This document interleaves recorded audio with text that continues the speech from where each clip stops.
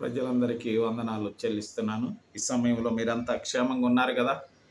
Bible గ్రంథమందు యెషయా గ్రంథం 1వ అధ్యాయం 17వ వచనం చదువుకుందాం. కీడు చేయుట మానుడి, మేలు చేయ నేర్చుకొనుడి, న్యాయము జాగ్రత్తగా విచారించుడి, హింసింపబడు వానిని విడిపించుడి, తండ్రి లేని వానికి న్యాయము తీర్చుడి, విధవరాల పక్షముగా వాదించుడి.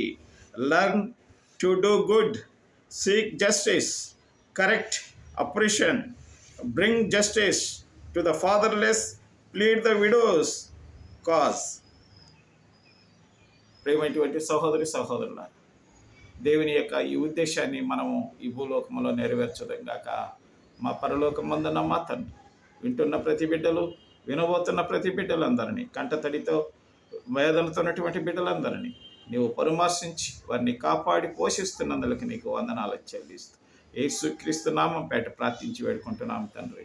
ఆమేన్.